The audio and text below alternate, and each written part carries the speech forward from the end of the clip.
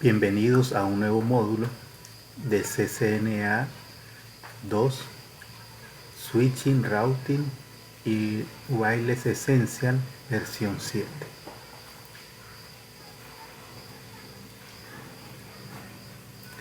En esta ocasión les estaré comentando acerca del módulo 12, conceptos de redes inalámbricas, de LAN inalámbricas.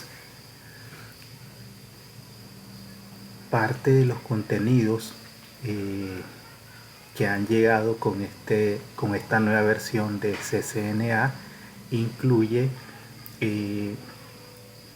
la parte de redes inalámbricas.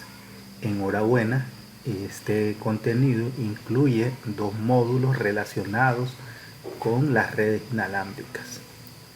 En la actualidad las redes inalámbricas pues son parte esencial de toda infraestructura que toda organización necesita para poder brindar su servicio a sus usuarios. La movilidad y las redes inalámbricas es un elemento fundamental que día a día necesitamos como usuarios para poder brindar servicio a nuestros usuarios de nuestras organizaciones. Entonces en este contenido se aborda con bastante detalle lo que es las tecnologías inalámbricas, así como las implementaciones que vamos a ver en el módulo 13, donde se aborda el uso de controladoras inalámbricas.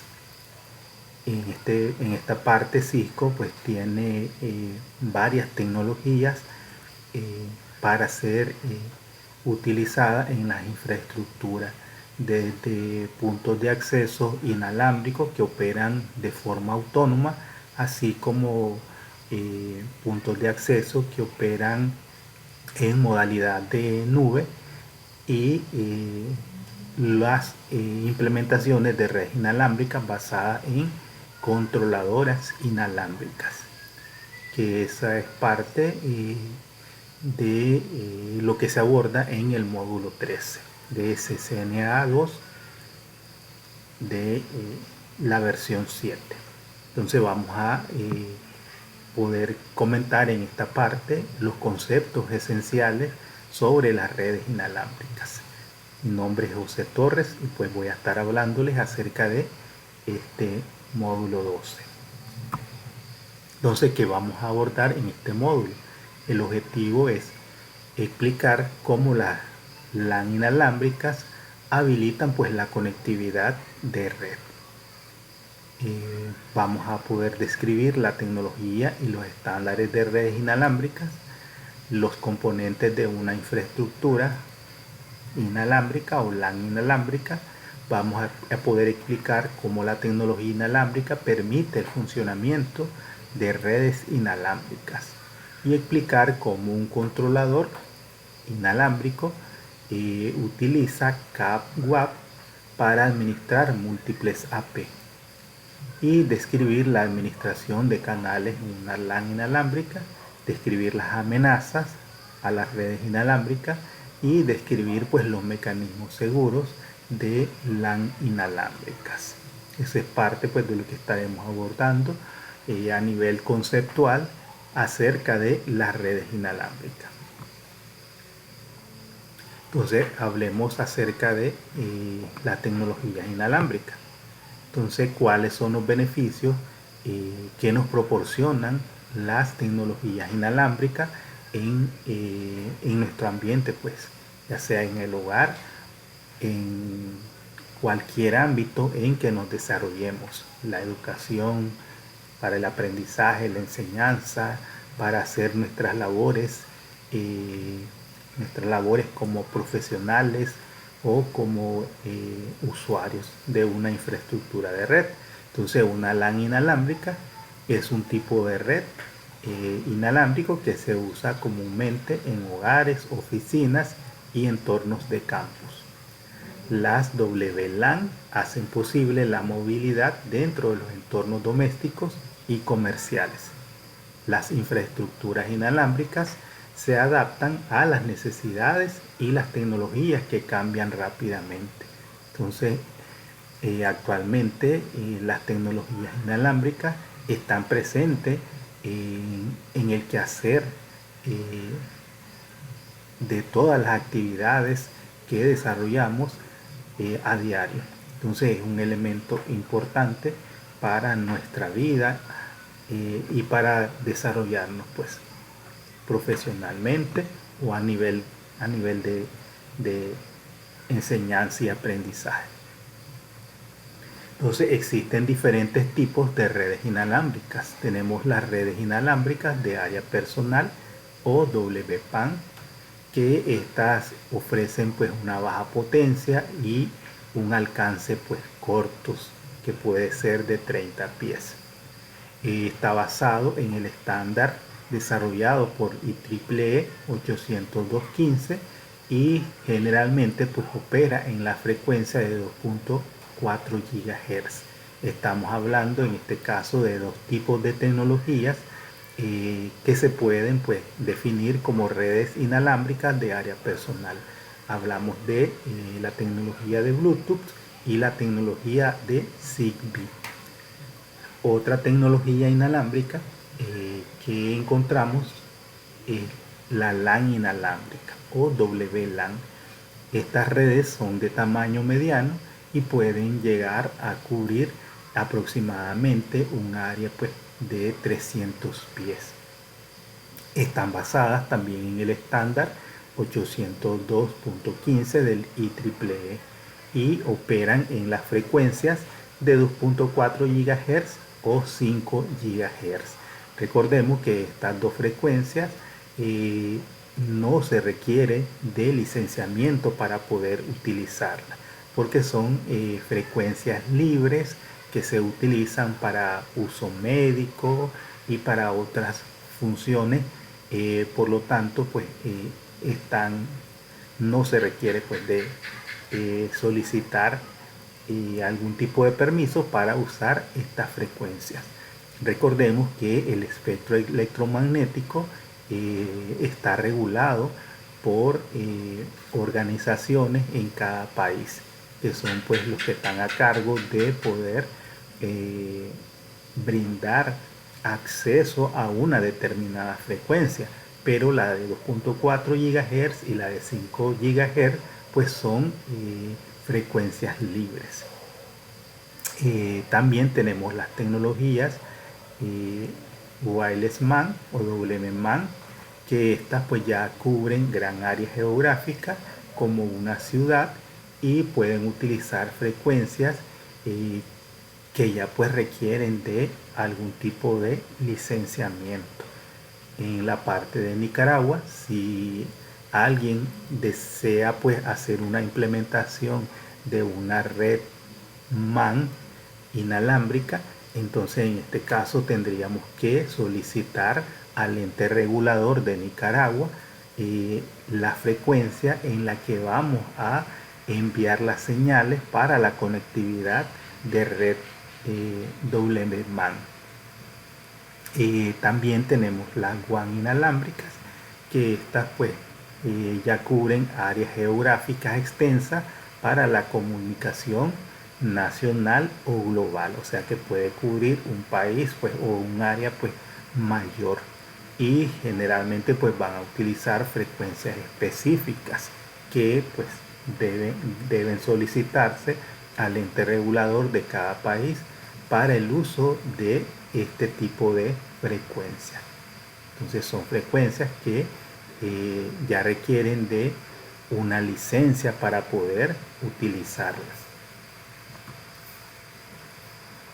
Entonces, en el caso de la tecnología Bluetooth, que se emplea en las redes WPAN o personales, estas generalmente se utilizan para desarrollar una conectividad que se conoce como emparejamiento de dispositivos, y pueden desarrollar pues, una conexión entre los dos dispositivos que se emparejen de hasta aproximadamente 300 pies o 100 metros. Esa es la distancia a la que se pueden conectar dos equipos que emplean pues la tecnología Bluetooth. Entonces existe Bluetooth de baja energía que admite topología de malla para dispositivos de red a gran escala, y el Bluetooth de baja velocidad que es básica mejorada, que admite pues topologías punto a punto y está optimizada para la transmisión de audio. Y luego tenemos la tecnología WiMAX, que ya es una tecnología para la implementación de redes inalámbricas WAN. Entonces la interoperabilidad mundial para acceso por microondas, que ofrece conexiones alternativas a internet de banda ancha por cable.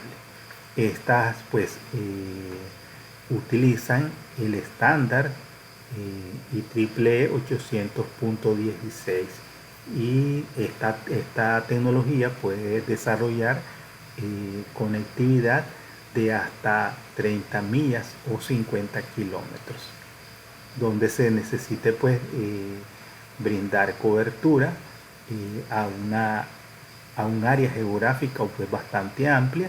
Entonces se puede emplear pues la tecnología WiMAX. En Nicaragua pues actualmente el único proveedor de tecnología WiMAX que se conoce pues es el proveedor Yota, que es uno de los proveedores pues que ofrece conectividad a través de tecnología inalámbrica.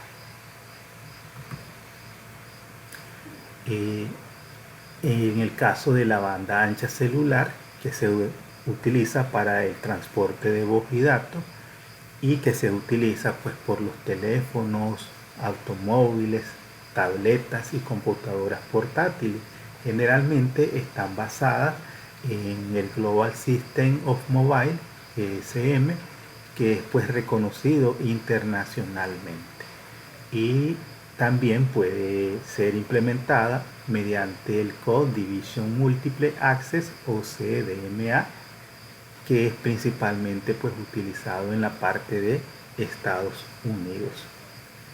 Entonces en nuestro caso pues hemos visto en los inicios de las redes inalámbricas o el internet a través de telefonía celular, las implementaciones que se desarrollaban a través de GSM como alternativa pues para brindar internet a través de un medio inalámbrico.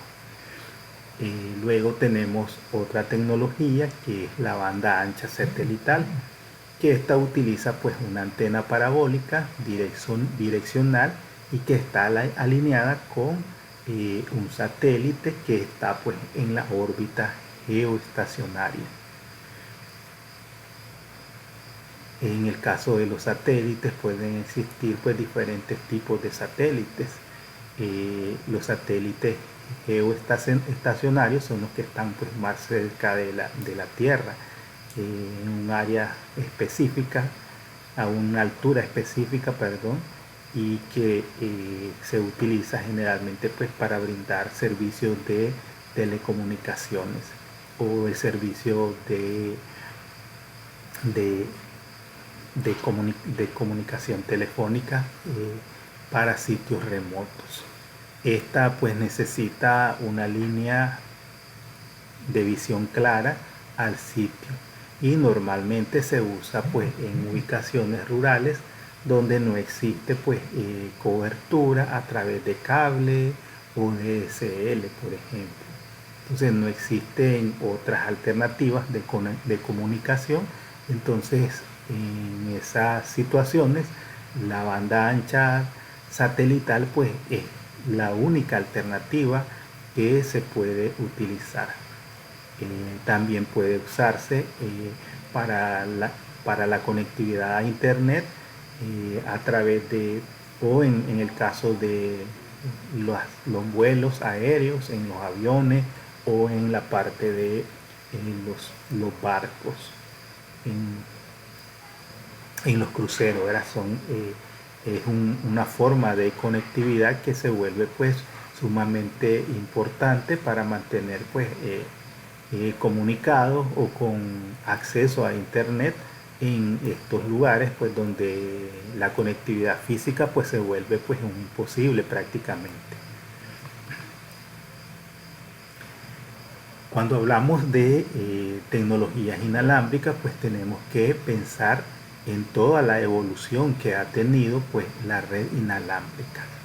Entonces recordemos que las redes cableadas, también como Ethernet, que son estandarizadas por el Instituto de Ingenieros Eléctricos y Electrónicos a través del estándar 802.3. De igual manera, el IEEE o el Instituto de Ingenieros Eléctricos y Electrónicos pues también desarrolló un estándar para la conectividad inalámbrica, que es el estándar 802.11.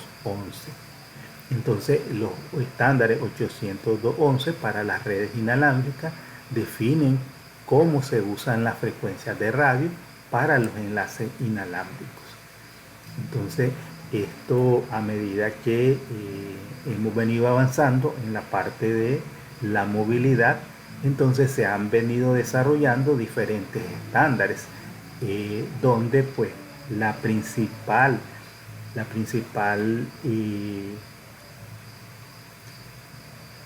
evolución que hemos visto es en cuanto a la velocidad o el ancho de banda.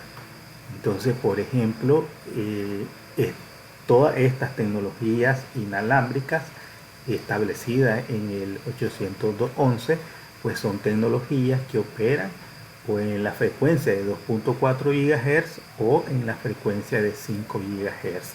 Y algunas pues operan de manera mixta en ambas frecuencias.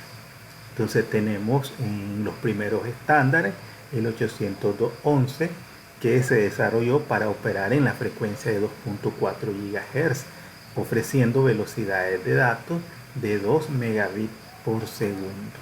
O sea, una velocidad pues bastante baja. Entonces recordemos que la frecuencia de 2.4 GHz es una frecuencia que puede ser muy susceptible a la parte de la interferencia, puesto que en esta frecuencia también operan otros dispositivos hogareños, como los teléfonos, los controles para bebé. Entonces hay un sinnúmero de aparatos domésticos que operan en esta frecuencia. Entonces, si existen aparatos encendidos, entonces podemos pues observar una disminución en la velocidad o en la transmisión óptima de los datos a través de una red inalámbrica. Luego tenemos el 802.11a, que es una tecnología que opera en la frecuencia de 5 GHz. Entonces ya tenemos aquí velocidades de datos de hasta 54 megabits por segundo. Entonces, algo importante que hay que recalcar en cuanto a estos dos primeros estándares es que no son interoperables entre sí, porque son estándares que operan en frecuencias diferentes.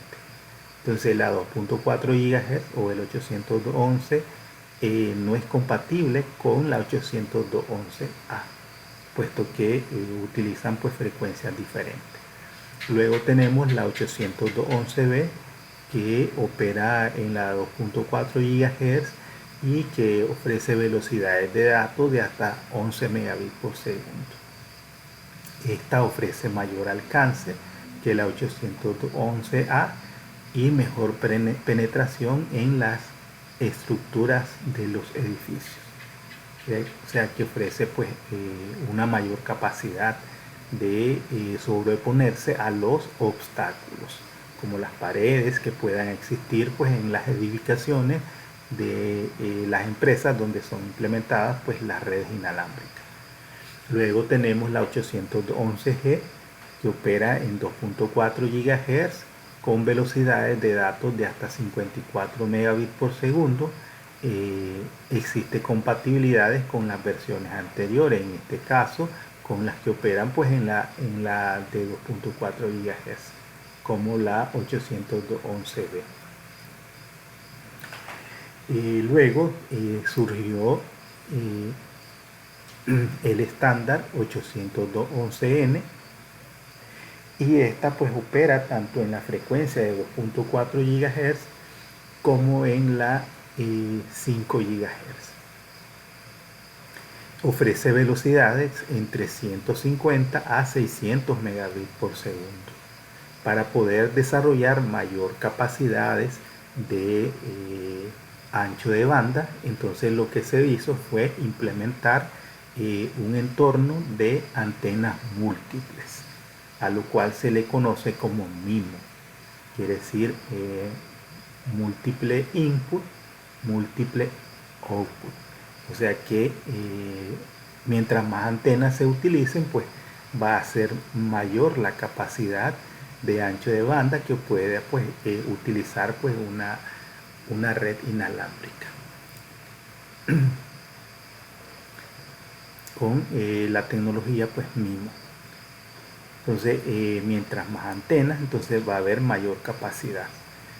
Se entiende que la máxima cantidad de antenas que se pueden implementar con este tipo de tecnología MIMO son de hasta 8 antenas. Luego tenemos el estándar 802.11ac, que ya son pues estándares más recientes. Este estándar opera únicamente en la frecuencia de 5 GHz y ofrece velocidades de datos de hasta 400 megabits por segundo hasta 1.3 gigabits por segundo, y esta es la que admite pues hasta 8 antenas para lograr pues una capacidad mayor de ancho de banda.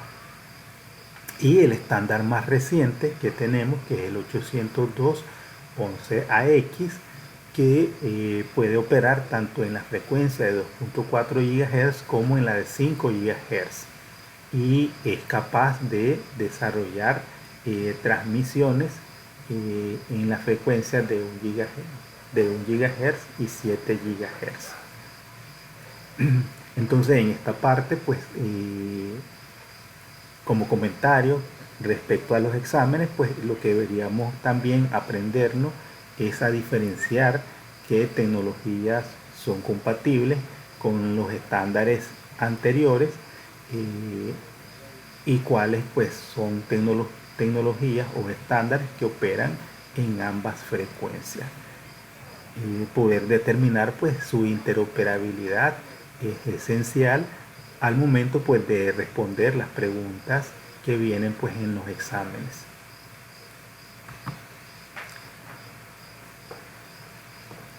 Entonces la tecnología inalámbrica utiliza frecuencias de radio para transmitir pues las señales de datos. Entonces todos los dispositivos inalámbricos funcionan pues en el rango del espectro electromagnético. Entonces la WLAN, ya decíamos que funcionan pues en las frecuencias de 2.4 y 5 GHz. La de 2.4 es conocida como UHF, y en esta frecuencia pues operan la 802.11b, la 802.11g, la 802.11n y la 802.AX. Y luego pues la de 5 GHz, que se conoce como SHF, y esta pues en esta encontramos los estándares 802.11a, 802.11n, 802.11ac y 802.11ax. Entonces podemos utilizar pues indistintamente el 802.11ax tanto en 2.4 como en 5 GHz. Podemos utilizar indistintamente el 802.11n tanto en 2.4 como en 5 GHz. Entonces los demás estándares pues no son interoperables entre sí porque operan pues en frecuencias diferentes. Entonces aquí podemos ver que este es el espectro donde operan pues las redes inalámbricas. Todo lo que tiene que ver con dispositivos inalámbricos operan pues en este rango de frecuencias.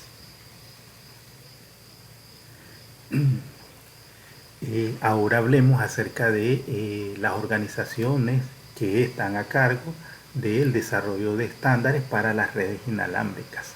Entonces en esta parte podemos decir que los estándares es lo que nos va a asegurar de que exista interoperabilidad entre dispositivos fabricados por diferentes fabricantes, pues valga la redundancia. A nivel internacional, las tres organizaciones que influyen en el desarrollo de los estándares para redes inalámbricas tenemos pues el International Telecommunication Unit o UIT. Este regula la asignación del espectro radioeléctrico y las órbitas satelitales.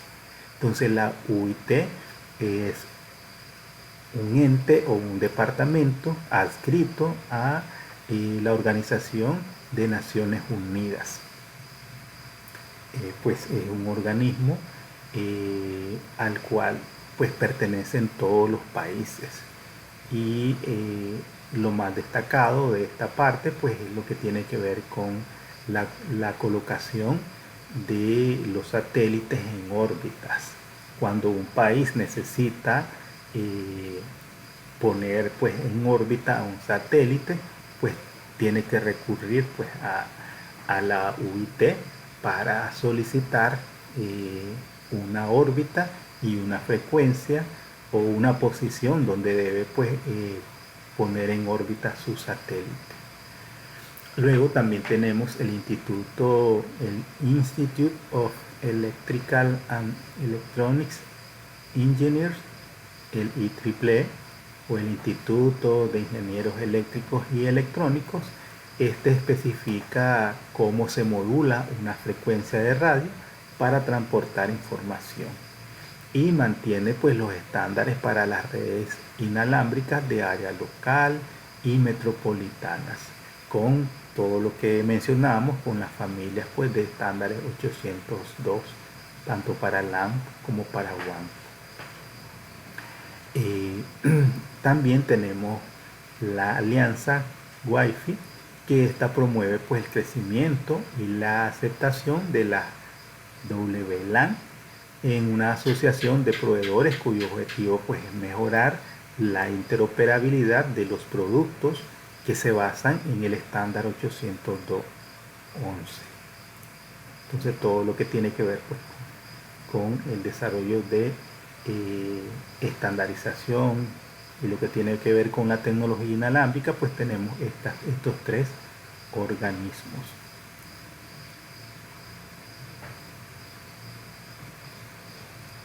Entonces los componentes de una red inalámbrica. Entonces sabemos que las computadoras pues generalmente incluyen una tarjeta inalámbrica que viene integrada y que generalmente pues es invisible para los usuarios. Entonces para que una computadora pueda conectarse a una red inalámbrica pues debe contar con una tarjeta inalámbrica. Entonces las computadoras portátiles, las tabletas, los teléfonos inteligentes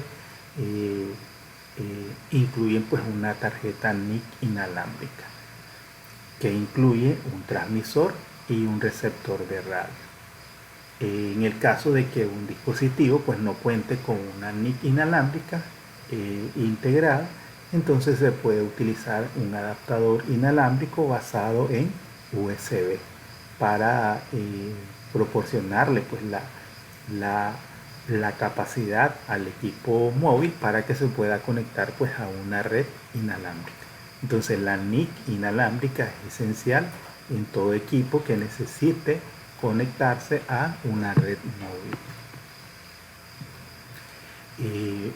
Generalmente en los hogares la mayor cantidad de los proveedores de servicios pues ofrecen conectividad inalámbrica a través pues, de un router hogareño. Entonces un usuario doméstico generalmente interconecta dispositivos inalámbricos utilizando pues, un pequeño router. En este caso, los routers pueden servir de tres maneras o tienen tres funcionalidades. Entonces pueden funcionar como punto de acceso para proporcionar pues, acceso por cable a los de la pedra.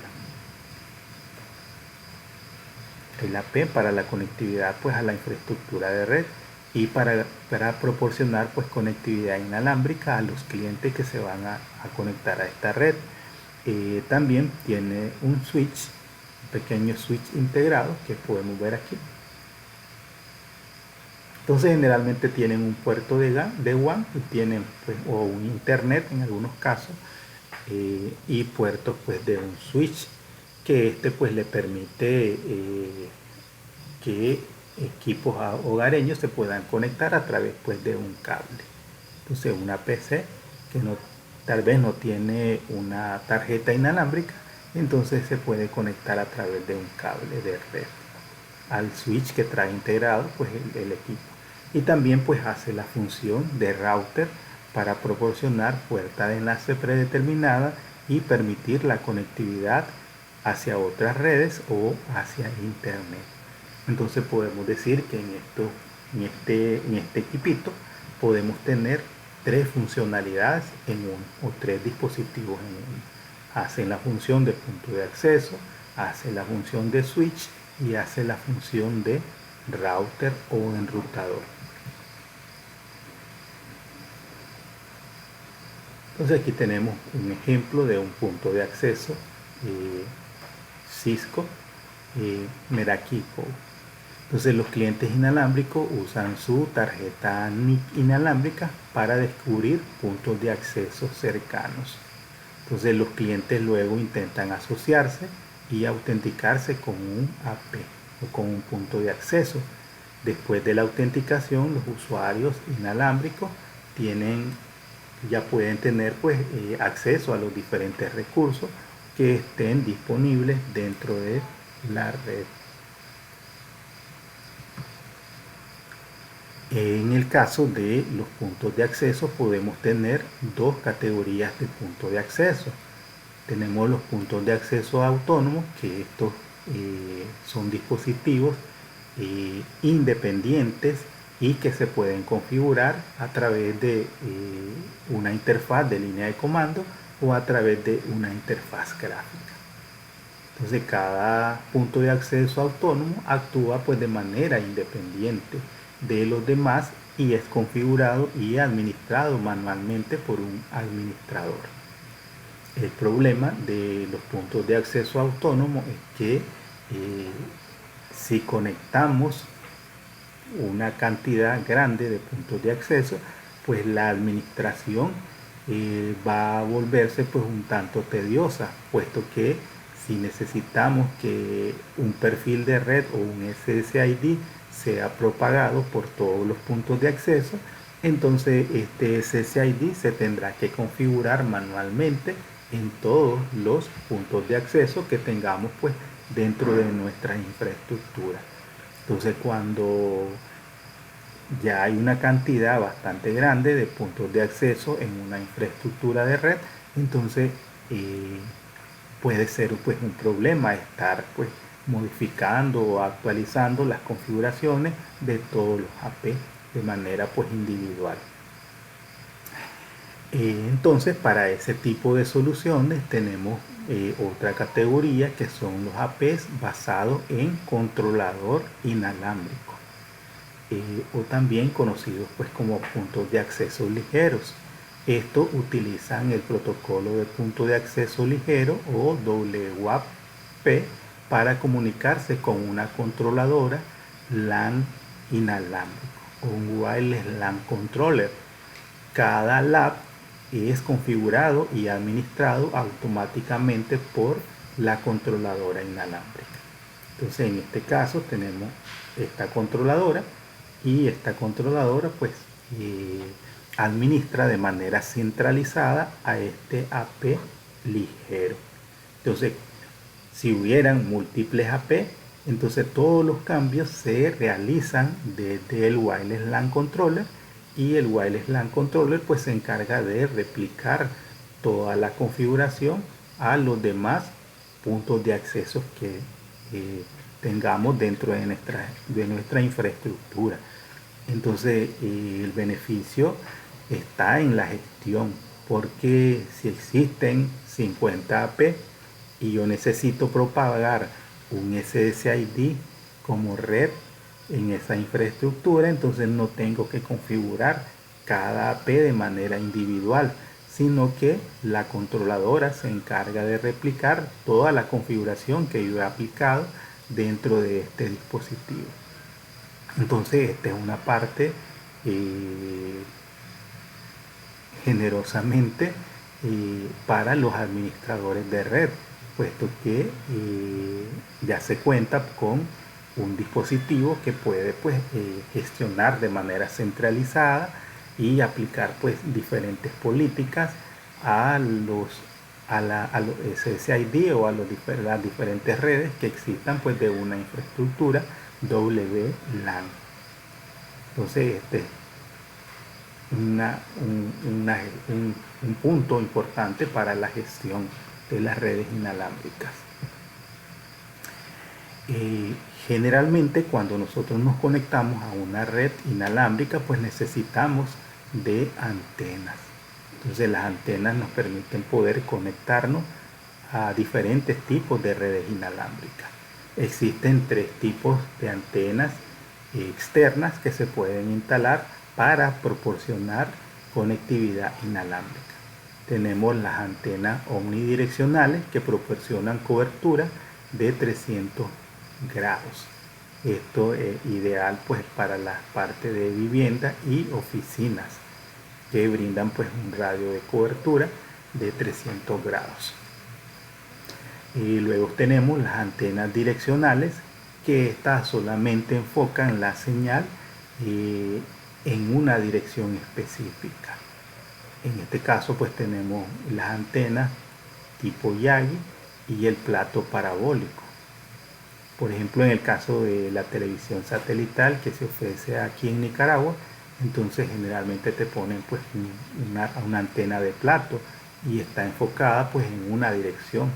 En este caso, o puede ser en la dirección de un satélite que está en órbita, o puede ser pues en la dirección de una antena que le está pues brindando señal de conectividad. Y luego pues tenemos la tecnología múltiple input, múltiple output o MIMO, que pues proporciona múltiples antenas, hasta un grupo de 8 antenas, lo cual permite pues incrementar el ancho de banda o la capacidad de ancho de banda que puedan tener pues las tecnologías.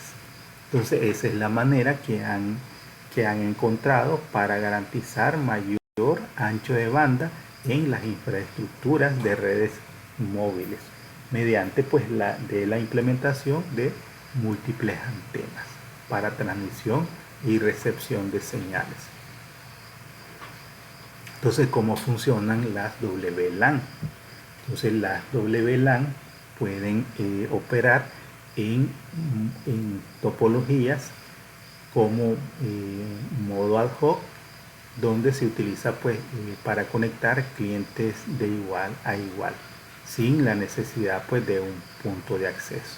Entonces 2 computadoras que se conectan pues inalámbricamente en forma directa, sin la intervención de un punto de acceso. Entonces a esto se le conoce como topología modo ad hoc. Luego tenemos la topología modo de infraestructura, que en este caso pues ya se utiliza un AP a través del cual se conectan pues los diferentes clientes. Entonces generalmente el modo de infraestructura, los puntos de acceso generalmente pues se conectan por cable a la infraestructura de red cableada de la organización. Entonces ese es el modo infraestructura. Luego tenemos otro modo de interconectividad que es el anclaje de red o tethering, que generalmente pues es empleado como una forma de ad hoc para la conectividad de red a un teléfono inteligente o tablet con acceso a datos móviles para habilitar o hacerlo funcionar como un punto de acceso y que brinde conectividad a otros equipos móviles. Generalmente se emplea pues en los smartphones o teléfonos inteligentes para que funcione pues como punto de acceso y permita pues conectividad a otros teléfonos o tablets o cualquier otro equipo móvil. Ese es el anclaje de red. Entonces, en base a la forma en que operan las WLAN, entonces podemos tener dos modos de infraestructura que están definidas como bloques de topología.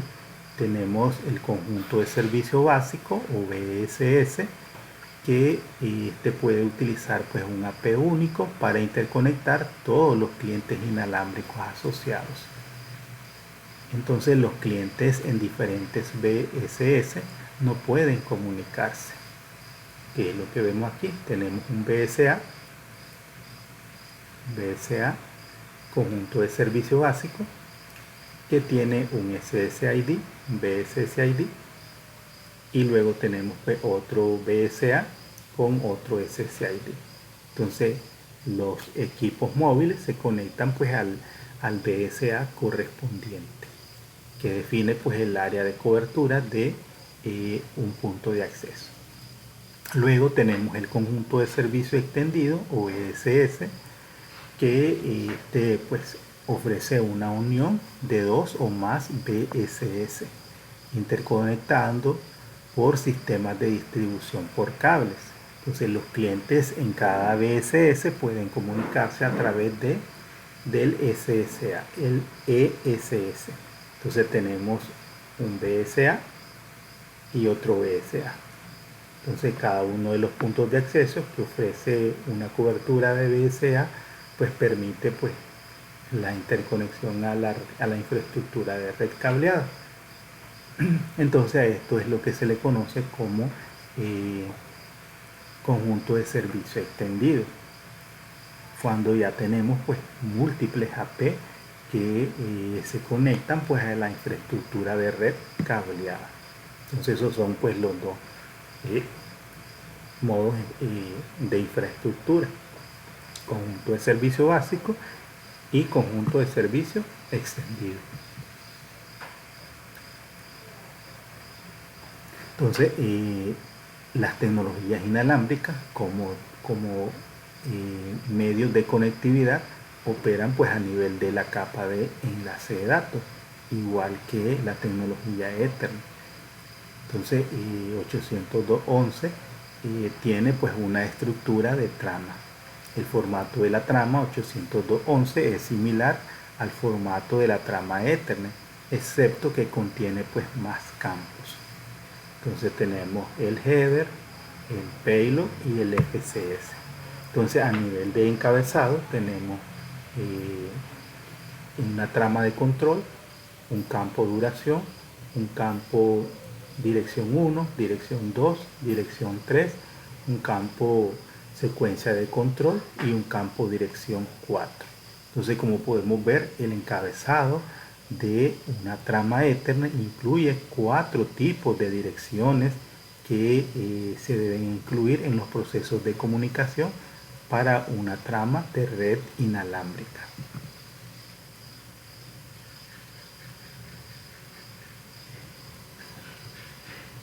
En el caso de la tecnología inalámbrica utiliza la tecnología CSMA-CA. Así como en el caso de Ethernet que mencionábamos, Ethernet utilizaba las tecnologías legacy, utilizaban la tecnología CSMA-CD. En las redes Ethernet antiguas se utilizaba pues este algoritmo para detectar las colisiones y ofrecer un mecanismo de cómo resolver el problema de las colisiones.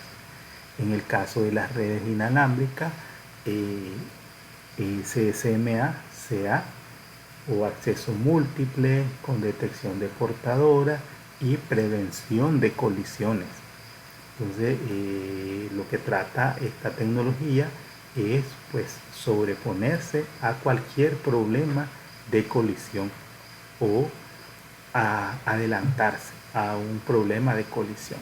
Entonces, las WLAN son tecnologías que operan en un modo semidúplex, lo que quiere decir que un cliente no puede escuchar mientras envía. Si ocurriera una transmisión y una recepción de manera simultánea, entonces eso causaría pues un problema de colisión. Entonces, la tecnología CSMA/CA entonces lo que hace pues es adelantarse a cualquier problema de colisión. ¿De qué manera? Pues previniéndola. Entonces las WLAN utilizan el acceso múltiple con detección de portadora y prevención de colisiones para determinar cómo y cuándo enviar datos. Un cliente inalámbrico hace lo siguiente. Entonces cuando tiene datos para transmitir, entonces el primer paso que debe hacer es escuchar el canal para ver si está inactivo, es decir, que no haya pues otro tráfico actualmente en el canal. Entonces antes de que necesite transmitir, pues primero debe escuchar para determinar si el canal está libre. El paso 2, envía un mensaje de Ready to Send o RTS al punto de acceso para solicitar acceso dedicado a la red. El paso 3, se recibe un mensaje Clear to Send o CTS del AP que otorga pues acceso para enviar las señales o la información. El paso 4, se espera pues una cantidad de tiempo aleatorio antes de reiniciar el proceso si no se ha recibido pues un mensaje CTS o Clear to Send. El paso 5, entonces empieza a transmitir los datos hasta en este momento. Y luego el paso 6, reconoce todas las tramas de transmisión y si un cliente inalámbrico no recibe el reconocimiento, supone que ocurrió pues una colisión y reinicia pues el proceso. Entonces de esa manera opera pues un equipo cuando se quiere conectar a una red inalámbrica. Entonces debe emplear pues la tecnología CSMA/CA. Entonces, cuando un equipo necesita conectarse a un punto de acceso, a esto se le conoce pues la asociación de cliente a punto de acceso. Entonces, para que pueda haber un proceso de asociación, primero pues el dispositivo inalámbrico se comunica a través de una red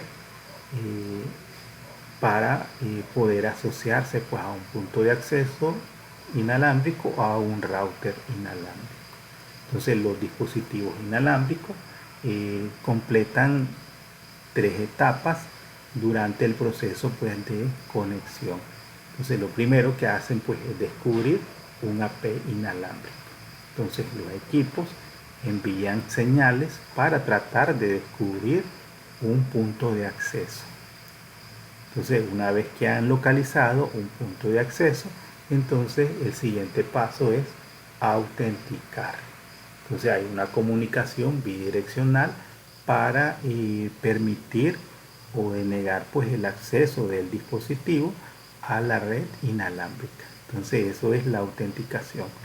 Entonces una vez que se ha desarrollado la autenticación, el tercer paso pues es asociarse a ese punto de acceso. Entonces cuando se han completado estos 3 intercambios de tramas, entonces el equipo pues se conecta a la red inalámbrica y puede pues operar a través de la tecnología inalámbrica.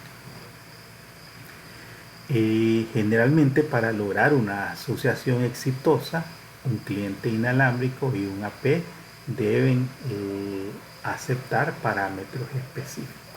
Dentro de esos parámetros tenemos el SSID, que en este caso pues el cliente necesita saber el nombre de la red para conectarse. Entonces si yo me voy a conectar a una red inalámbrica, entonces mi equipo lo primero que hace pues es descubrir si existe un SSID o una red inalámbrica a la que se pueda conectar mi dispositivo. Entonces luego generalmente pues pide una contraseña, que esto es necesario para que el cliente se autentique con el punto de acceso.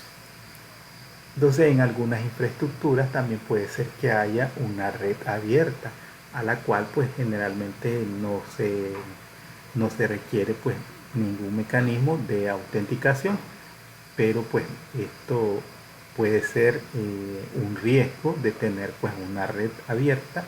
Entonces tendría que hacerse algún tipo de implementaciones de seguridad para evitar que mi red inalámbrica pues se convierta en un agujero para permitir pues conectividad hacia mis equipos que guardan pues información dentro de la infraestructura.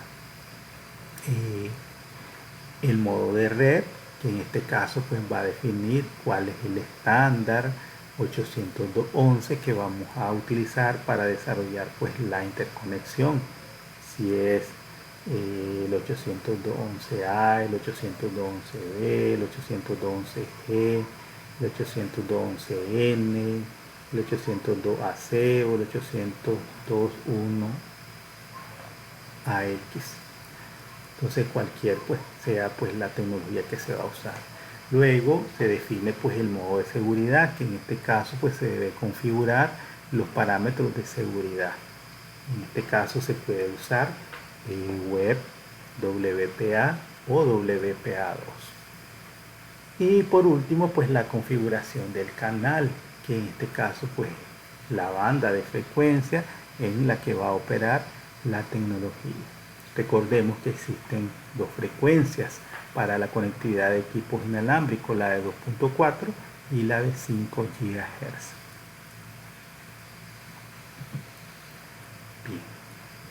En el caso de la conectividad o la asociación con un punto de acceso, entonces podemos tener dos modos de entrega, que pueden ser entrega pasiva y entrega activa. Entonces, cuando los clientes inalámbricos se conectan a la P, ocurre pues un proceso de escaneo o sondeo, y esto puede ser de forma pasiva o activa. En el modo pasivo, el AP generalmente pues anuncia abiertamente su servicio enviando periódicamente tramas de señales de difusión que contienen el SSID, los estándares admitidos y la configuración de seguridad. Entonces generalmente pues en el modo pasivo el AP está enviando constantemente tramas que se conocen como beacons. Entonces estas tramas generalmente que llevan el SSID o la red, el nombre de la red, los estándares que soportan y la configuración de seguridad en el modo pasivo. Entonces esto lo está enviando de manera periódica pues a un punto de acceso. Luego tenemos el modo activo, donde los clientes inalámbricos deben conocer el nombre del SSID. En este caso el cliente inalámbrico inicia pues el proceso al transmitir por difusión una trama de solicitud de sondeo. En este caso pues el AP está ocultando el nombre de la red. Generalmente uno lo puede hacer como una medida para que no otros usuarios pues no detecten cuál es el SSID, pero en este caso pues no es un mecanismo fiable en cuanto a seguridad. Ocultar el SSID no es una medida de seguridad eficiente. Entonces generalmente pues esto personas que se dedican pues a los ataques a la infraestructura pudieran pues utilizar otros mecanismos de cómo pues averiguar cuáles son los SSID que está publicando pues un router. Pero en este caso pues si yo voy a conectar a un punto de acceso que tiene una red o un SSID oculto, entonces pues yo debo pues configurarle SSID y, y se lo envío al punto de acceso. Cuando el punto de acceso pues recibe esa solicitud de autenticación, entonces responde con el SSID soportado, los estándares el nombre de la red o el SSID, los estándares soportados y la configuración de seguridad. Entonces hay que tener claro en esta parte pues que el modo activo pues no es una manera efectiva para la parte de la seguridad, pero se puede hacer pues como un mecanismo para que los usuarios básicos pues no vean pues los nombres de nuestras redes. Bien. Luego, bueno, en la parte anterior mencionábamos que existen dos tipos de puntos de acceso, que son los puntos de acceso autónomos y los puntos de acceso ligeros o controlados por un wireless LAN controller. Entonces veamos cuál es el funcionamiento de CAPWAP. Entonces CAPWAP es un protocolo estándar desarrollado por el IEEE que permite que una controladora inalámbrica administre múltiples puntos de acceso y pues una WLAN. El WAP está basado en pues el agregado de seguridad adicional con Datagram Transport Layer Security o DLTS.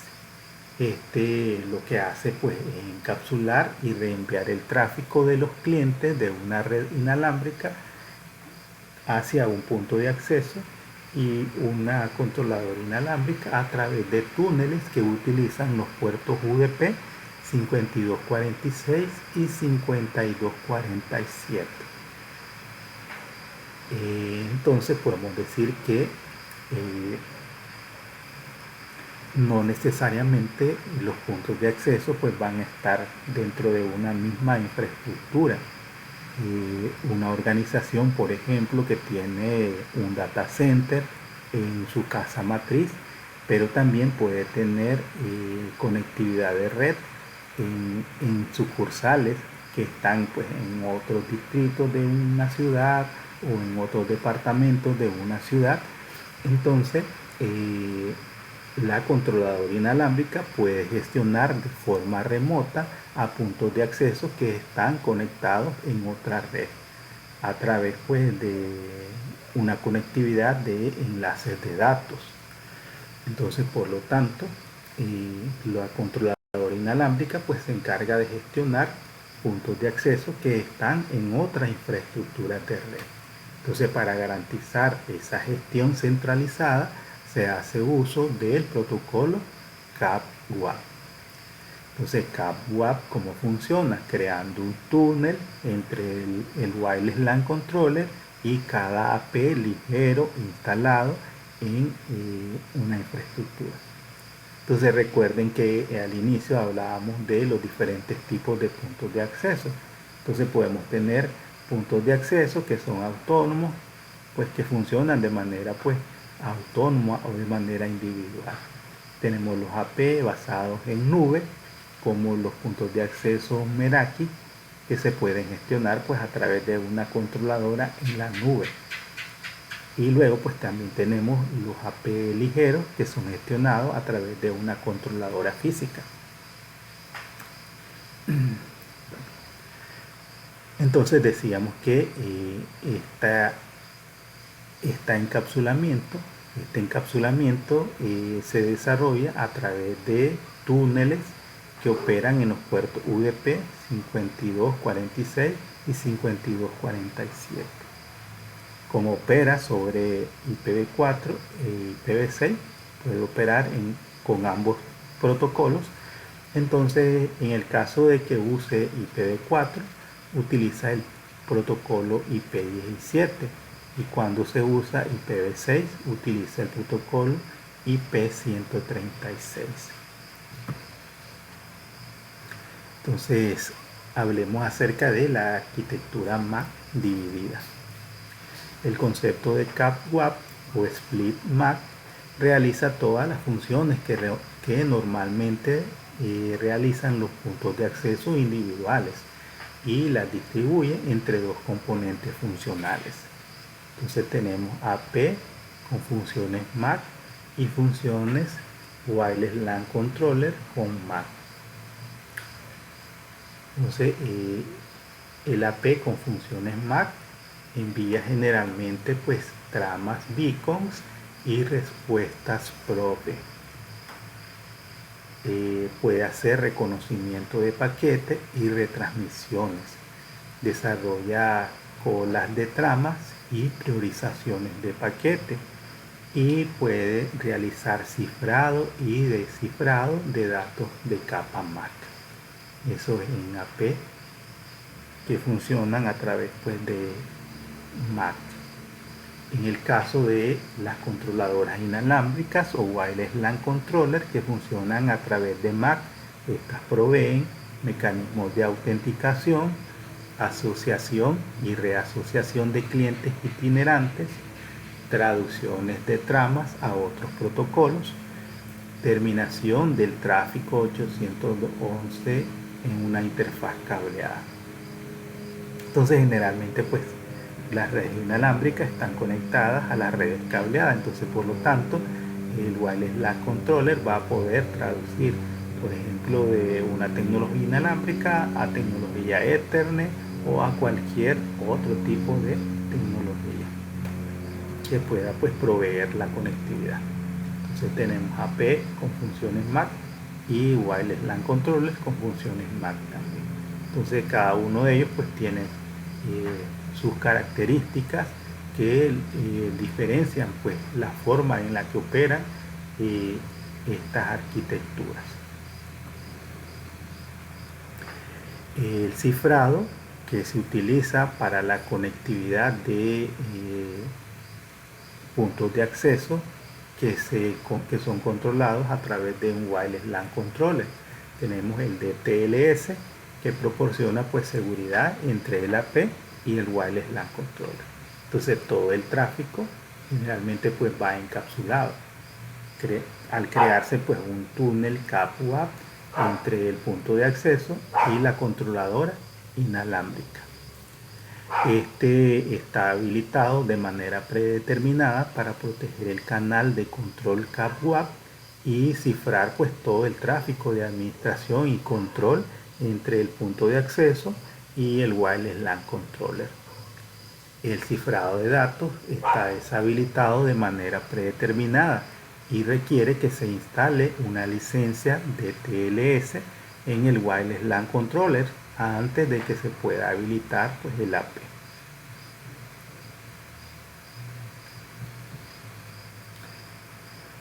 Las conexiones flexibles AP se desarrolla a través de FlexConnect, que permite la configuración y el control de puntos de acceso a través pues de un enlace WAN. Puede ser un enlace de datos. Entonces hay dos modos de opciones para conexiones flexibles a puntos de acceso.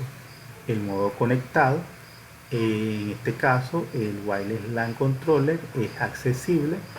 La conexión flexible con el AP tiene conectividad CAPWAP con el Wireless LAN Controller a través de un túnel CAPWAP. La controladora inalámbrica realiza pues todas las funciones CAPWAP. Luego tenemos el modo independiente, en el cual pues el Wireless LAN Controller es inalcanzable.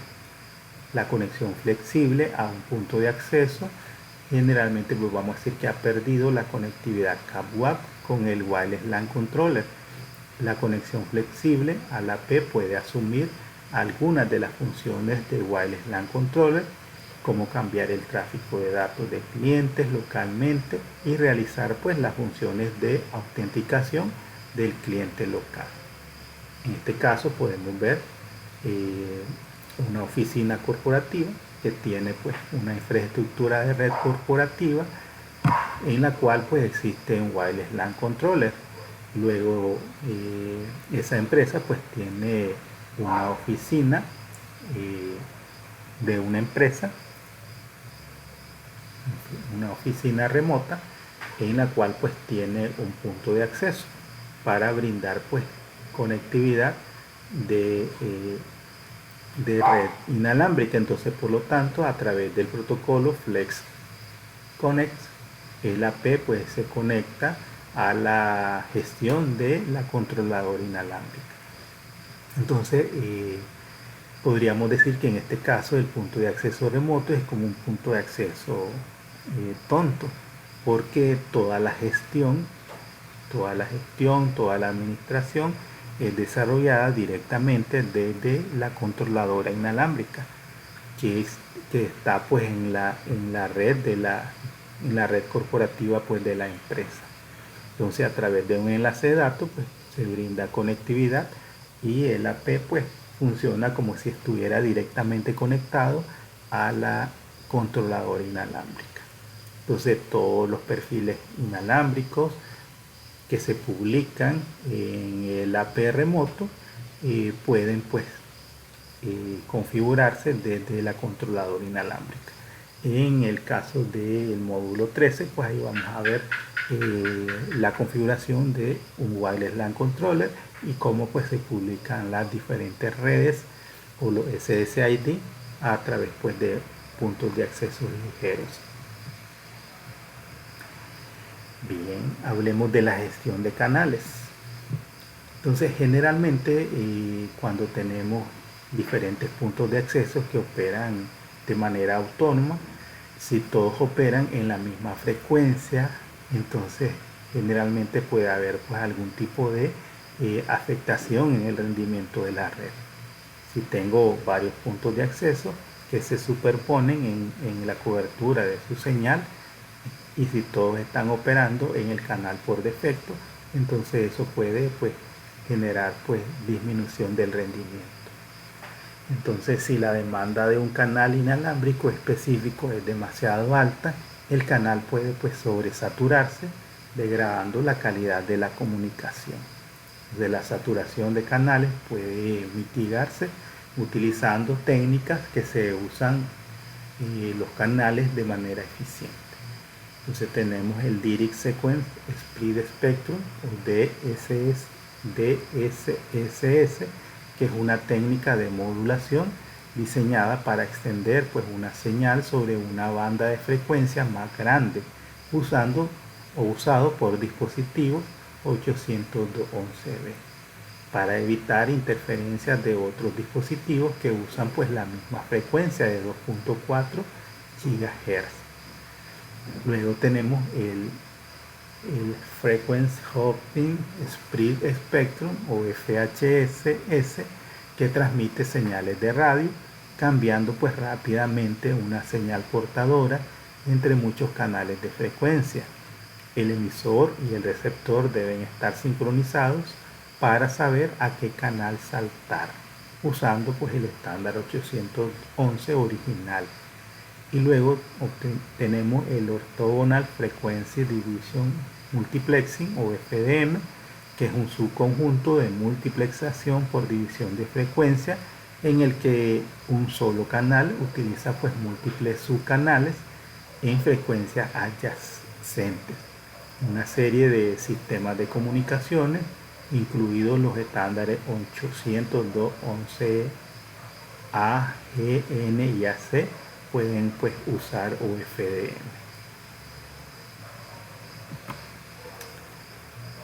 Entonces la selección del canal pues es sumamente importante. En el caso de la frecuencia o la banda de 2.4 GHz, esta se subdivide en múltiples canales.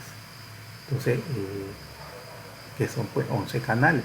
Entonces, cada uno de los cuales tiene un ancho de banda de 22 MHz y separa pues del siguiente canal, que es el de 5 MHz.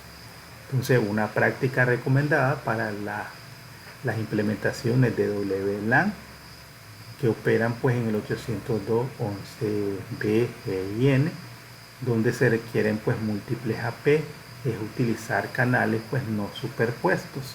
Entonces, si tenemos 3 puntos de acceso, lo recomendable es que pues tengamos una superposición de 5 canales. Entonces, el primer AP lo que configuraríamos en el canal 1, aquí podemos ver. Luego el segundo AP lo configuraríamos en la frecuencia de 6, en el canal 6, y luego el tercer AP pues en el canal 11, para garantizar pues una eficiencia en la operación de los puntos de acceso. Entonces, generalmente una de las acciones que debe tomar un técnico que administra una infraestructura inalámbrica con AP autónomos es pues, si empieza a detectar problemas de rendimiento en la red inalámbrica, pues tiene que hacer esta verificación de la superposición de los 11 canales que tiene la frecuencia de 2.4 GHz. Entonces, una separación de 5 canales. Entonces, el primer AP sería configurado en el canal 1, el segundo AP en el canal 6 y el tercer AP en el canal 11, para evitar pues que haya superposición de las señales de los puntos de acceso. Entonces, si todos están operando en el canal 1, entonces el efecto va a ser disminución en el rendimiento de la red o lentitud. En el caso del estándar que opera en la frecuencia de 5 GHz, que son el 811A, N y AC, este tiene pues 24 canales. Cada canal está separado del siguiente canal por 20 MHz. Entonces, los canales no superpuestos son el 36, el 48 y el 60. Entonces, generalmente cuando se tiene redes inalámbricas, la frecuencia de 2.4 GHz es una frecuencia que tiende a ser pues más que puede tener mayor interferencia, porque en esa operan pues muchos dispositivos hogareños. Entonces, la frecuencia de 5 GHz es una frecuencia pues más libre, generalmente está más libre, y por lo tanto parte de las recomendaciones o las mejores prácticas que se pueden implementar en las infraestructuras inalámbricas con esto de el teletrabajo o la comunicación por videoconferencias o la parte de lo que es la colaboración, entonces, que existe actualmente con esto de la pandemia, pues si vamos a tener todo lo que tiene que ver con video o videoconferencia o video en las infraestructuras, entonces se recomienda pues usar la frecuencia de 5 GHz para este tipo de servicios. Entonces podemos tener un SSID que opere en la frecuencia de 5 GHz para garantizar pues una mayor efectividad en este tipo de servicios pues que requieren menos interferencia. Bien, entonces, ¿de qué manera debemos planificar las implementaciones de una red inalámbrica? Entonces, el número de usuarios admitidos por una red inalámbrica pues puede depender de diferentes factores, como el diseño geográfico de la instalación, la cantidad de cuerpos y dispositivos que puedan caber en un espacio, las tasas de datos de los usuarios que esperan los usuarios, el uso de canales no superpuestos por múltiples AP y configuraciones de potencia de transmisión. Entonces, al planificar la ubicación de los puntos de acceso, el área de cobertura circular es pues sumamente importante al momento de desarrollar pues la implementación. Entonces esto nos daría pues las ubicaciones de los donde estarían pues colocados los diferentes puntos de acceso y cuántos puntos de acceso pues se requieren en áreas geográficas para hacer pues una implementación o para brindar cobertura de red inalámbrica a través de puntos de acceso.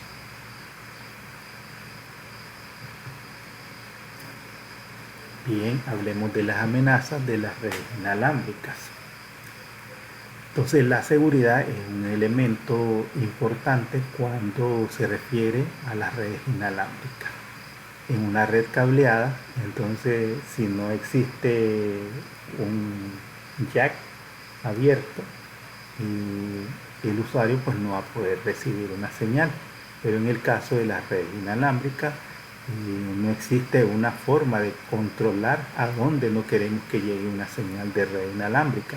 Entonces, por lo tanto, pues debemos de tomar las correspondientes medidas para garantizar pues la seguridad de lo que se transmite a través de las infraestructuras inalámbricas.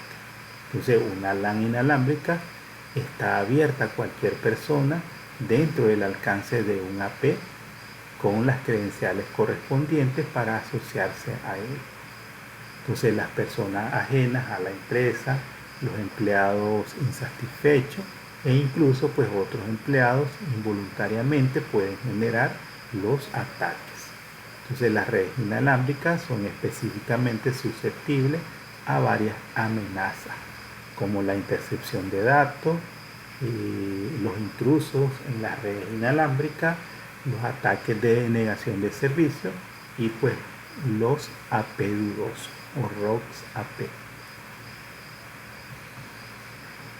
Entonces los ataques de denegación de servicio inalámbricos pueden resultar de dispositivos mal configurados, un usuario malintencionado que interfiere intencionalmente con la comunicación pues de la red inalámbrica, o puede ser por interferencia accidental.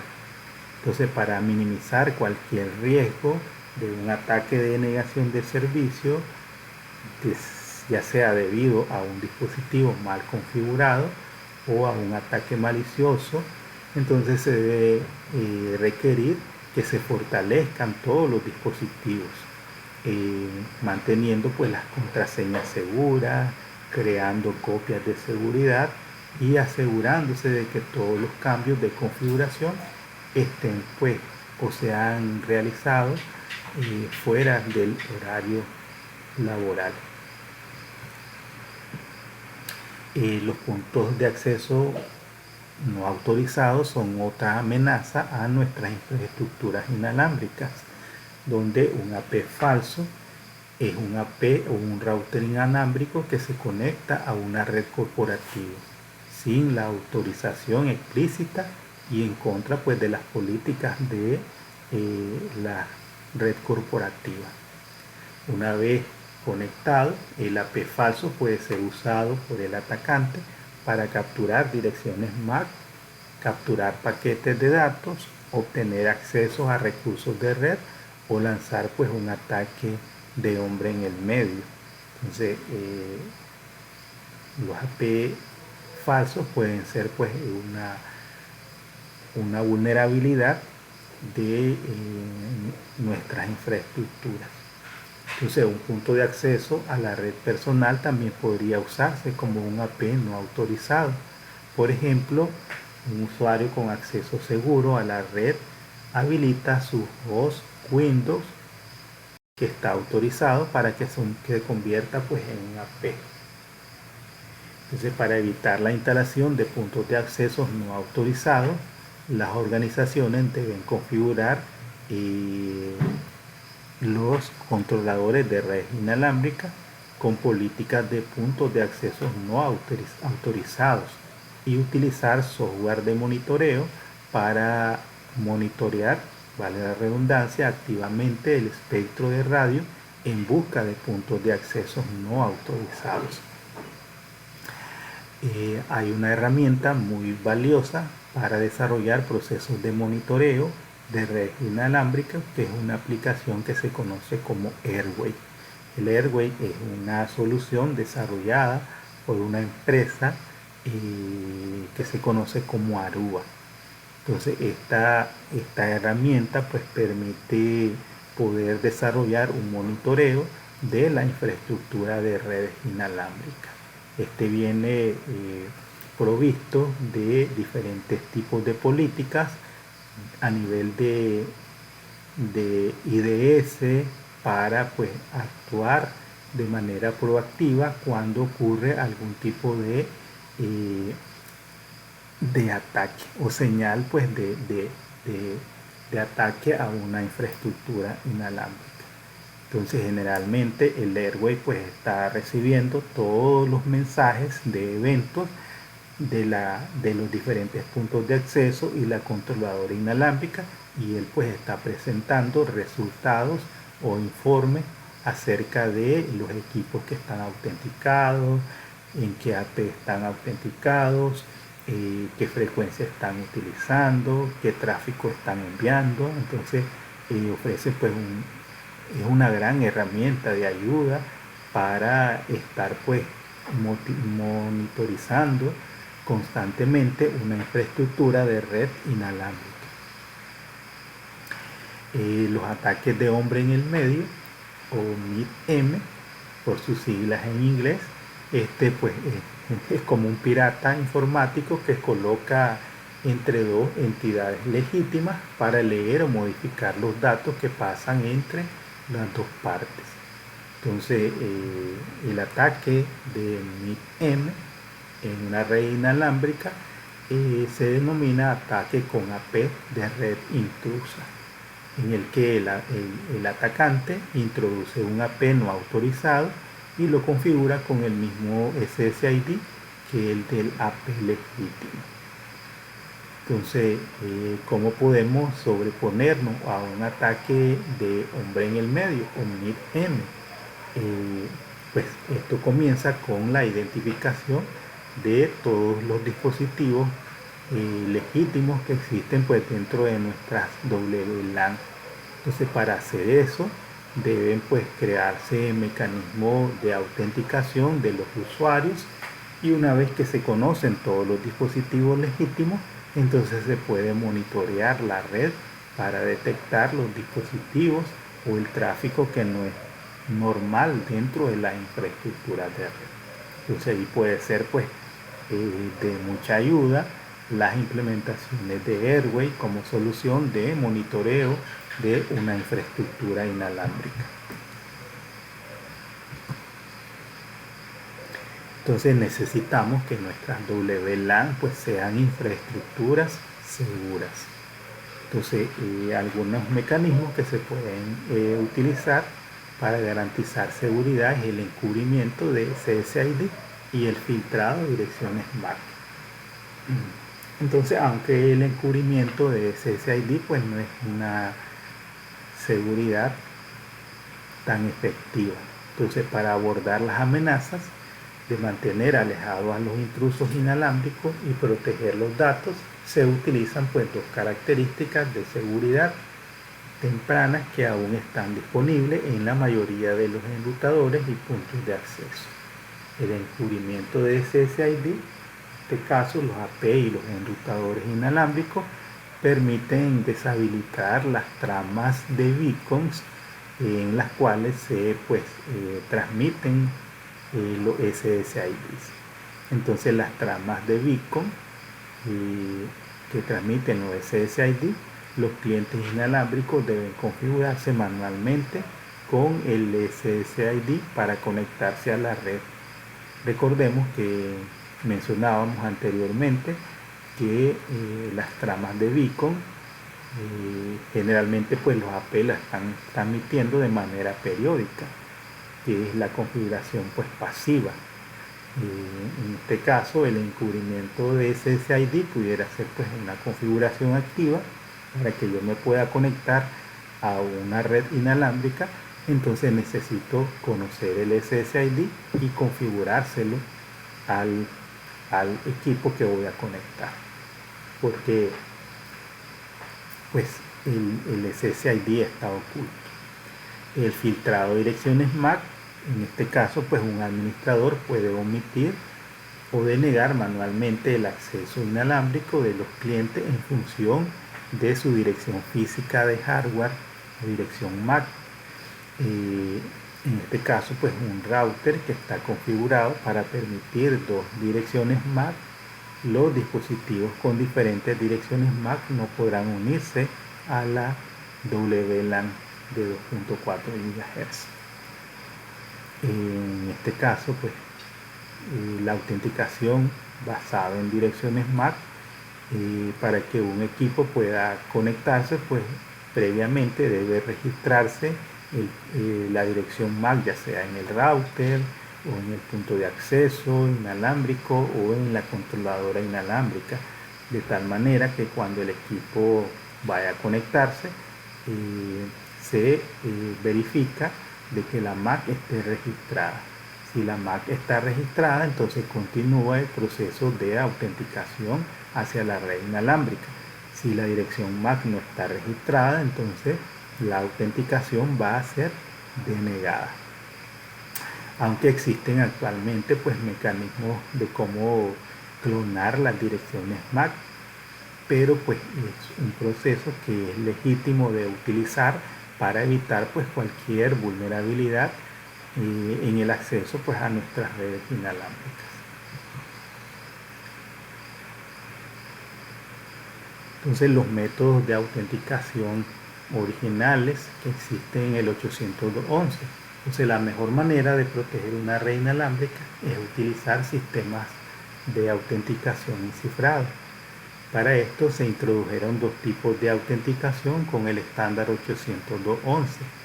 La autenticación abierta, que esta pues no requiere contraseña y normalmente se usa para proporcionar acceso gratuito a internet en áreas públicas como cafeterías, aeropuertos y hoteles.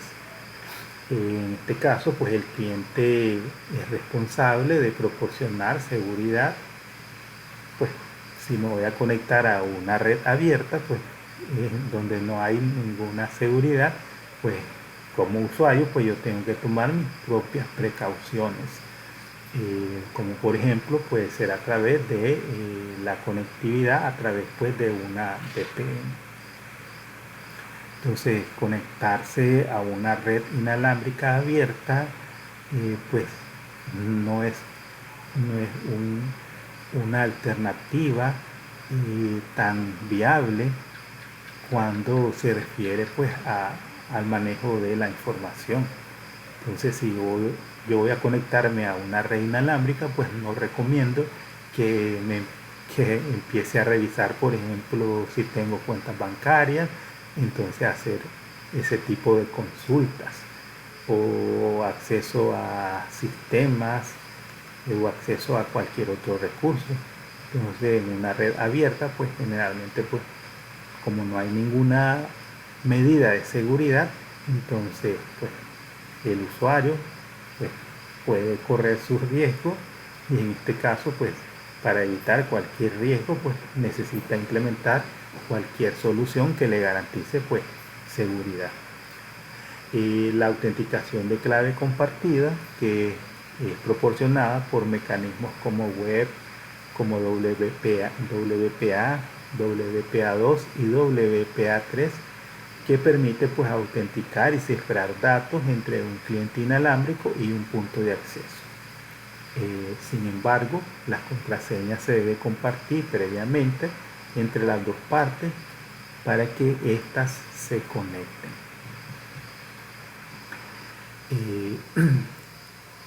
Entonces las cuatro técnicas de autenticación de clave compartida que están disponibles y las presentamos pues en esta tabla. Tenemos la privacidad equivalente al cable o web, establecido en el estándar 802.11. Fue diseñado para proteger los datos utilizando el método de cifrado Rivet Cipher 4 o RC4 con una clave estática. Entonces web es un método de autenticación obsoleto y actualmente pues no se recomienda usarse.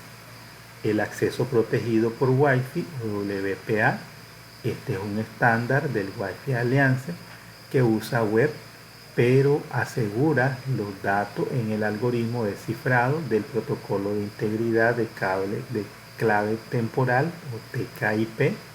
Es mucho más fuerte.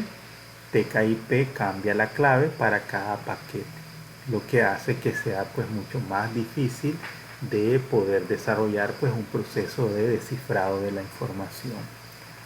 Y luego tenemos WPA2, que utiliza el estándar de cifrado avanzado o AES para el cifrado. AES actualmente se considera pues un protocolo de cifrado sólido. Y WPA3, que esta pues es la próxima generación de seguridad Wi-Fi, donde todos los dispositivos habilitados para WPA3 utilizan los últimos métodos de seguridad. No permite protocolos heredados obsoletos y requieren el uso de tramas de administración protegidas. Bien. En el caso de la autenticación de usuarios domésticos, los routers domésticos suelen tener dos opciones de autenticación, que son WPA y WPA2. Con WPA2 tenemos dos métodos de autenticación: el personal, destinado a redes domésticas o de pequeñas oficinas. Los usuarios se autentican utilizando una clave precompartida, PSK. Los clientes inalámbricos se autentican con el enrutador inalámbrico utilizando pues una contraseña previamente compartida. No se requiere ningún servidor de autenticación especial. Entonces la autenticación está pues dentro del mismo dispositivo, o sea, se maneja a nivel local. El de empresa, destinado a redes empresariales, este ya requiere pues un servidor de autenticación en el que puede emplearse pues la autenticación de servicio de usuario, de acceso telefónico, de autenticación remota, conocido como Radius. En este caso el servidor Radius debe autenticar el dispositivo y a continuación se deben autenticar los usuarios mediante el estándar 802.1x, que usa pues el protocolo de autenticación extensible EAP. En este caso pues la autenticación recae en un tercer dispositivo. Entonces WPA y WPA2 incluyen pues dos protocolos: el protocolo de integridad de clave temporal o TKIP, que utiliza pues WPA y proporciona soporte para equipos WLAN heredados. Hace uso de web pero encripta la carga útil de capa 2 usando TKIP. Entonces aquí podemos ver un Linksys, un equipo Linksys, la parte de la encriptación. Entonces para la encriptación tenemos WPA y WPA2, y estos utilizan TKIP y AES. Entonces AES o estándar de cifrado avanzado utilizado por WPA2 utiliza el modo de cifrado de contador con el protocolo de código de autenticación de mensajes de encadenamiento de bloque o CCMP, que permite a los hosts de destino reconocer si los bits cifrados y no cifrados han sido alterados. Entonces ahí podemos ver pues una parte de la seguridad. Esos son parámetros que se pueden definir en los diferentes dispositivos. La autenticación de empresa Entonces la elección del modo de seguridad empresarial requiere pues ya de un servidor radios de autenticación, autorización y contabilidad o AAA. Entonces ahí se requieren de 3 piezas de información. Entonces la dirección IP del servidor radios, el número de puerto UDP que utiliza pues para el mecanismo de autenticación. Entonces los puertos que utiliza radio generalmente son el 1812 y el 1813 en UDP. Pero también puede funcionar utilizando pues otros puertos como el 1645 y el 1646. Y la llave compartida que es utilizada para autenticar el AP con el servidor radios. Bien, entonces en esta parte de Wireless Security, cuando se selecciona el modo de seguridad WPA2 Enterprise, entonces aquí me pide cuál es el nombre, la dirección IP del servidor de autenticación. Me va a pedir pues una contraseña o un char secret que se debe manejar pues para el mecanismo de autenticación de los equipos inalámbricos. Entonces la autenticación y autorización del usuario se maneja mediante el estándar 802.1x, que proporciona pues una autenticación centralizada basada en el servidor de los usuarios finales. Entonces cuando un usuario necesita conectarse a una red inalámbrica, entonces manda su petición al servidor. Entonces le manda, en este caso, pues el punto de acceso inalámbrico, le manda pues el usuario y la contraseña. Entonces luego esas credenciales, el punto de acceso router inalámbrico la envía a consultar al servidor radios. Entonces luego el servidor radio, si esa información, bueno, el servidor radios la valida, y entonces él puede definir o determinar si el acceso, si se concede el acceso o si se deniega el acceso en base pues a la coincidencia de la información enviada. Si la información está registrada en el servidor radio, entonces le va a brindar la conectividad a la red. Si la información no coincide con lo que está registrado en la base de datos del servidor radios, entonces la conexión es denegada. Entonces WPA3 fue desarrollado debido a que WPA2 pues ya no se considera seguro. Entonces pues se desarrolló WPA3. Este incluye 4 características. WPA3 personal, que frustra los ataques de fuerza bruta mediante el uso de autenticación simultánea de iguales. Y WPA3 empresa, que utiliza la autenticación 802.1x EAP. Sin embargo, requiere pues el uso de una suite criptográfica de 192 bits y elimina pues la combinación de protocolos de seguridad para los estándares 802.11 anteriores.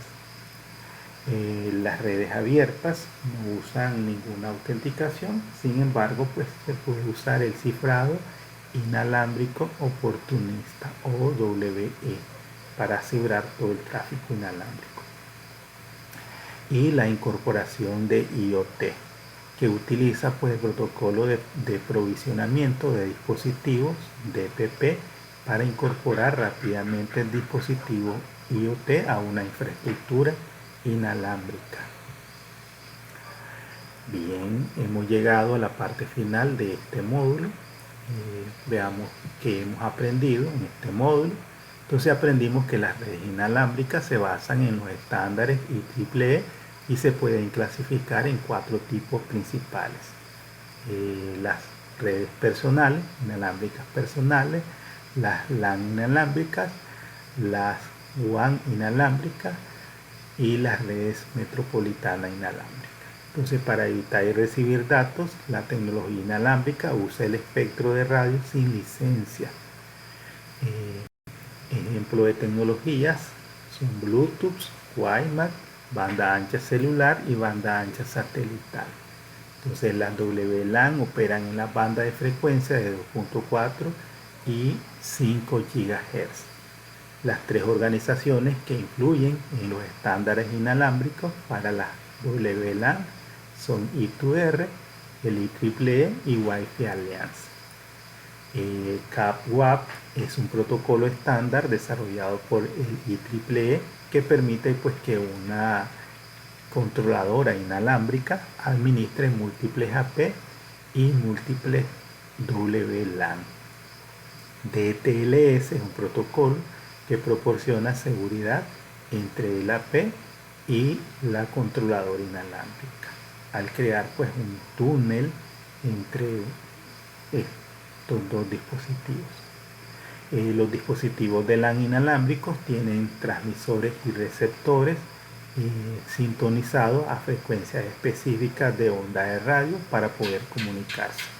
Los rangos se dividen en rangos más pequeños llamados canales o DSSS, FHSS y FDM. Los estándares 811B, G y N operan pues en la banda de 2.4 GHz a 2.5 GHz. La banda de 2.0 GHz se divide en varios canales. Cada canal tiene un ancho de banda de 22 MHz y está separado del siguiente canal por 5 MHz. Las redes inalámbricas son susceptibles a amenazas que incluyen intercepción de datos, intrusos inalámbricos, ataques de denegación de servicio y puntos de acceso no autorizados. Para mantener alejados a los intrusos inalámbricos y proteger los datos, dos características de seguridad tempranas todavía están disponibles en la mayoría de los enrutadores y puntos de acceso, que es el ocultamiento de SSID y el filtrado de direcciones MAC. Hay 4 técnicas de autenticación de clave compartida disponibles, que son web, WPA, WPA2 y WPA3. Bien, con esto hemos llegado al final de este módulo. Espero pues que estos comentarios sean de utilidad para la comprensión pues del módulo 12.